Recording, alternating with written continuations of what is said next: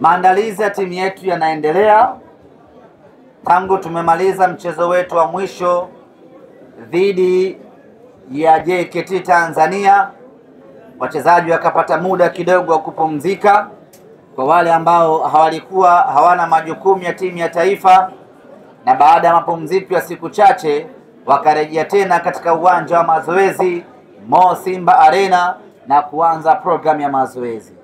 Hii inakwenda wiki ya pili sasa tangu tumeanza maandalizi full kuelekea katika mchezo wetu. Wachezaji wote wapo katika hali nzuri, ni jambo la kumshukuru Mwenyezi Mungu. Na juzi tumecheza mchezo wa kirafiki dhidi ya maswahiba wetu JKT Tanzania na tukamnywa goli 6-0.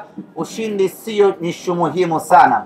Nishu muhimu ni namna gani meneja Dimitar Pantev ametumia mchezo huo kutengeneza mipango yake ya kimauaji kuelekea mchezo wetu wa tarehe 23. Kuelekea katika mchezo huo tutaendelea kuwakosa wachezaji wetu wawili.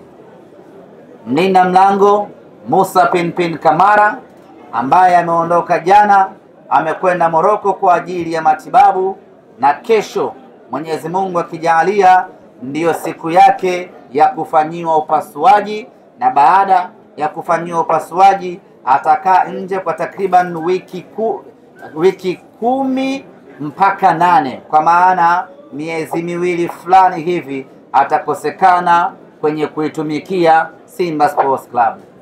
Lakini tutaendelea vile vile kuikosa huduma ya beki wetu Abdulrazak Hamza ambaye bado anaendelea na matibabu, na yeye vile vile wiki hii yuko mbioni kuelekea Morocco kwa ajili ya kwenda kufanyiwa vipimo zaidi ili tuweze kuona amefikia wapi katika matibabu yake.